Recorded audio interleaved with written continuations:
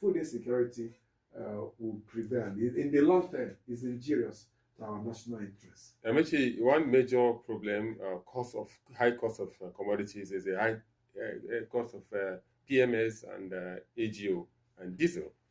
If you don't check the cost of PMS, transporters will keep increasing their means of transportation, and the farmers and the processors and the marketers will transfer the incidence upon you. As I was taught in economics in secondary school, the consumer bears the incidence, which means you pay for the transportation of transporting a ton of yam from Benue State, for example, because the transportation is high. So the bottom line, or the main fundamental cost of all this hike in prices of goods and services is a singular pronouncement of subsidy is gone on May 29. And the agitators are calling, why don't you reverse this? And let's see what the economy will look like. But beyond reversing the petroleum price and removing excise duties and what have you, opening the borders, we have called for price control mechanism.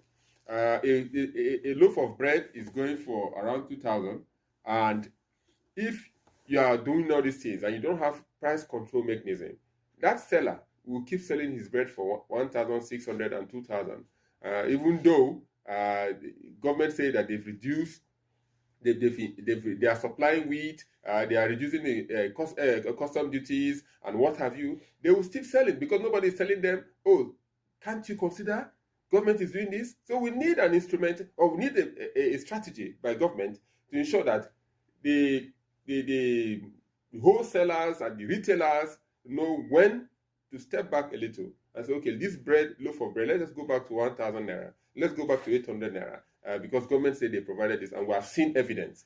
So going forward, Amici, we need more of government input in market prices control. Very apt, as it were. And so you can see efforts of the government in trying to lower the cost of... Amici, if you say they are not well communicated, if you say they are not well communicated, how do you mean? I know, yes, we have said that they have not been telling us what they are doing, but until a citizen feels the impact, me, I have not seen it. Some people will tell they've not seen it. So until the transportation, I've said, reduces, until the loaf of bread reduces, until we are able to afford petrol at affordable price, they will not see what government is doing. Until affect directly, that is the issue. So it's not enough to say, okay, we are doing it. Okay, now look at we are discussing about the bag of rice, Mechi. So at what point, who are those that are going to sell the rice at 40,000 naira? You have automatically asked the civil servant, the worker, to use the 40,000 naira you added to his 30,000 naira minimum wage to go and buy a bag of rice. And what will he use to buy oil and palm oil? It is a good, I applaud them for saying that the bag of rice will reduce to 40,000 naira. But you are automatically telling them the 40,000 naira added to your minimum wage, use it to buy rice. Well, you're quite right there. We know things are hard, times are hard. Most Nigerians would indeed appreciate that. But the attitude of those in government is not what is helping matters. You can explain away that things are hard, but how do you explain away the fact that those in government are living as if we're in the best of our times, as if we're in the 60s when our problem was how to make money, or how to spend money. Making money was not our problem. When they shared SUVs to National Assembly members, we shouted, we told them, we are borrowing to pay salaries and you're wasting taxpayers' money on it. They ignored us. They thought maybe, you can imagine the adverbs and adjectives they will use to describe them. Rabble-rousers, these non-makers, ignore them. When they were buying vehicles for the office of the First Lady that is not known to any law, we shouted, they ignored us. When they were renovating presidential lodges, vice presidential residence in Abuja and Lagos, spending billions, we were shouting here like crazy people. They ignored us. These things kept mounting. When they started making moves to procure new private jets, some people believe is already procured. We can't clarify that. We shouted, we told Mr. President, these are wrong steps in the wrong direction. They ignored us, they ignored citizens. When all this were happening... When you are increasing the cabinet. Increasing the cabinet. We shouted, they ignored us. Now, everybody is losing sleep.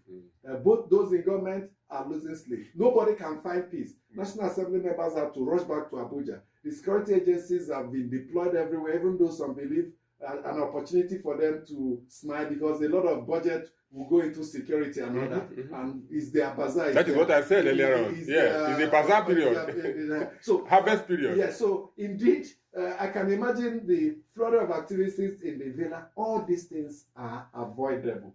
If only those in power realize that the citizens are suffering, and before they continue with their message, sacrifice, they prove to us that they are already sacrificing. Amechi, initially we said there was no leader to the protest. Now we have the Soweto, who is the Take It Back movement, and we have the senior advocate who has said he's part of the Take It Back movement. We have the Abuja left, and we have so many. Now leaders have showed up. Should they come out to say, no, we're not protesting tomorrow? You think those people prepared already will listen to them? That is why the organized labor, NS and TUC, say they are not part of it because they are an organized body. If NLC say we are going on a protest today, the organs are aware and they start to, and they say, no, stop it in 30 minutes time, everything stops. So I want to encourage the protesters to be peaceful as the best as they could. We do not want any casualty. And as well, the security agencies, please don't be overzealous. Allow them to ventilate their anger, but in a peaceful manner. So even if they are not reversing the policies, live as those that are